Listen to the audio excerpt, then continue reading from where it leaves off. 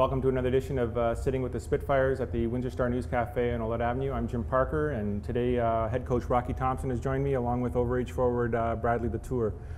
Coming off a huge weekend for you, Coach, and I think we talked a little bit about it, about the maturation of the team, whether it was being able to hold off that Firebirds comeback there in the third period on Saturday, or the ability to sort of shut down the penalty problem Sunday in Sault Ste. Marie and rally for that one. Well, you know, all three games were tough.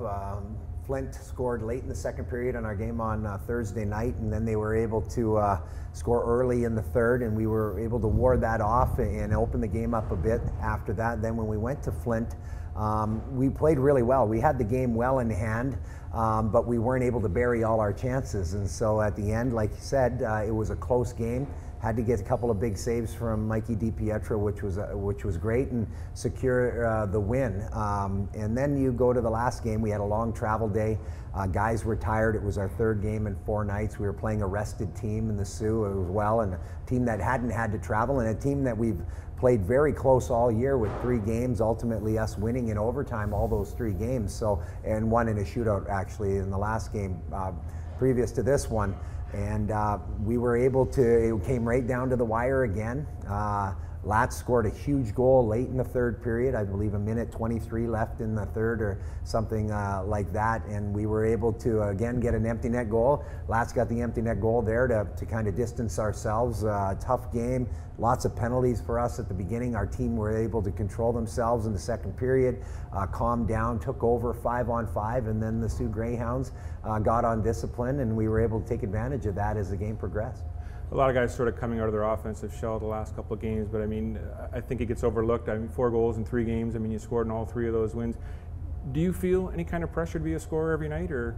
No, not really. I know we got 9 forwards that can all put the puck in the net, and then our young guys on the 4th line, they can do it too when they get their chance. And I think they've shown it this year, and I think Rocky has us playing the right way, and we can put the puck in the net.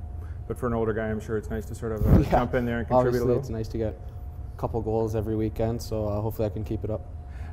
You come from an Oshawa team that took 3 years, and I mean, sort of built to that Memorial Cup last year, and you come over to a Windsor team, I mean, 2 weeks to celebrate sort of the Cup, and then you're over here. But when you were watching those building years in Oshawa, I mean, do you see any sort of similarities with the building process that's gone here for a team that was 19th in the league now last year? Yeah, I mean, there's a good group of guys here. The core guys, Brownie, McCool, Velarde, those guys are going to lead this team for the next few years, and I think they're going to have a great chance at it next year. We're going to make some noise this year, obviously, but next year is definitely going to be their year with big defensemen, and they're going to, I think they should win it next year, definitely. I mean, you bring him in at the start, and I think at the start of the year you're probably looking for him to be more of a top 6 guy, but the depth sort of developed as the year has gone on, and I don't think he really has to take on that role as much anymore. Well, I think like you said, we don't have a top 6, we got a top 9, and everybody, I've been able to mix and match all those 9 players, and there's been chemistry throughout. Right now, the line with McCool, we had to move him to center because of depth issues, and it's turned out to be a blessing in disguise. He's done an outstanding job, and we moved Latz to the left wing and Connor Chatham to the right. They're an older line, a big line, a heavy line, and it's been a hard line to play against. We were matching them up against the other team's top lines. Will Bitton against guys like this who are young, really good. Senishin's line last game, and they were able to do a great job and shut them down and ultimately win the game for us at the end. So although we don't just look entirely from offense from one particular group, we talked with Latz last week just about getting him to shoot the puck more, because he has a great shot, and he was kind of passing the puck in situations where maybe he could have shot. He identified that as well, and he got back to shooting the puck this weekend. He got rewarded for it. I mean, you talked about that coming over here, you would hope to take on a bigger offensive role, but we were talking after Sunday's game with that line with Connor Chatham and Hayden McCool that, you know, it'd be a great grind line, but Rocky was even mentioning it's more than a grind line because you guys are producing offensively most nights. Yeah, I think Chatty and McCool have some good skill up front, and I feel like I have some good skill too, and if we play the way we're supposed to play, we're big, we're strong down low, and we could take advantage of weaker defensemen, younger defensemen, and take the puck to the net and bang them in. I mean, every player comes in, they have goals, they have aspirations for the last year. Did you have certain goals that you wanted to achieve this year? Obviously, I think everyone wants a pro contract instead of going to CIS, so that's a goal for me, and get this team as far as possible in the playoffs. And I think the longer a player plays at this level and gets a chance to be seen by scouts through the playoffs, I mean, the better those chances get. Oh, it's absolutely huge. And like for Lats too, being a 20-year-old, I know being in the American League for 5 years, coaching, that we look at guys like Bradley for sure, wanting to bring him in. He's a great utility guy. We use him in all situations. He plays on our power play, kills penalties for us, and plays a high-valued role 5-on-5. And when teams are looking for a free agent to come to the American League and to be a depth guy who maybe didn't get that NHL contract earlier on, or is a high pick in the National Hockey League draft, guys like Lats this year is an important one. And then the better the team has its success can be attributed to guys like Bradley's been this year for us. I mean, you had 3 years with DJ Smith, and everybody here is familiar with DJ's body of work and that sort of thing. But what's the experience this year in Windsor sort of brought to your game or helped your game? He's just honest with me. I think if I do something wrong, and he'll let it slide maybe once or twice, and then third time it's usually a slap, and then I go back to going my game style. I think there's a few times this year I got away from my game, trying to be fancy, and Rocky's told me that's not what I'm supposed to do, and I think it's helped me out. I mean, you come over, and like I said, this team finished 19th last. Are you surprised at how far this team's come in such a short period of time? No, I think there's a lot of young, good players on this team. Last year they were real young, obviously, but they have a second year now under their belt, and I think that just shows that we have good coaching and good goaltending. Now, in Oshawa, I mean, you got 3 years to sort of practice that playoff beard, you know, so 7 or 8 weeks out from the playoffs, but you've already gone with it right already. Yeah, obviously I'm going to shave again. I don't really need to cheat for the playoff beard, but yeah, I like having a little scruff during the year. How young were you when you started with that?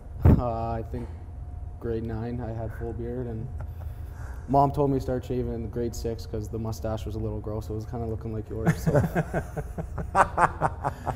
Going to have any pointers for some of the younger guys who may be a little more beard challenged?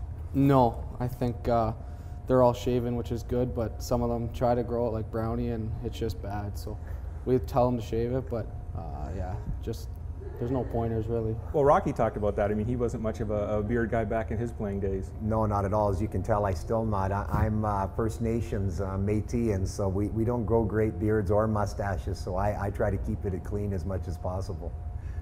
You get to this point, I mean, great weekend last week, but now you've got a weekend where you're looking at 2 teams that are ranked in the CHL top 10 and another one that's trying to chase you from behind. I mean, even bigger this weekend. No, it's a very important weekend. First of all, we have 3 players that are important players on our team at the top prospects game out west. So they have a lot of travel. They won't be able to play Friday night in Kitchener.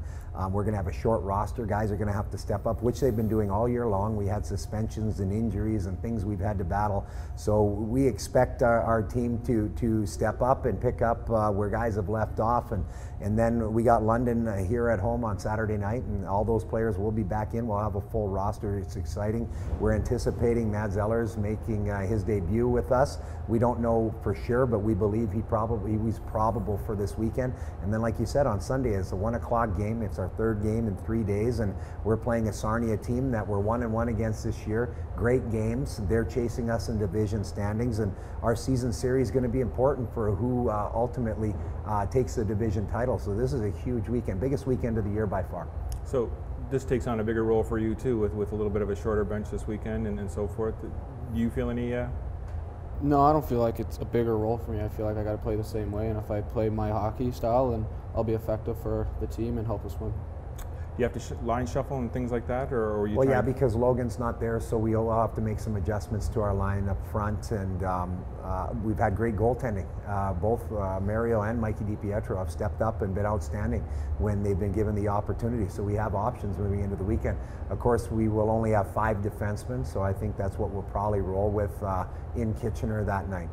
I mean, you've had points this season where you've carried 3 overages, but I mean, for the most part, you've run with 1 for the last few weeks. I mean, is that difficult to have the 1 leader on a young team, or? No, I think Lats has done a great job with the leadership, and San Vito as well, Di Giacinto, who are 19 years old.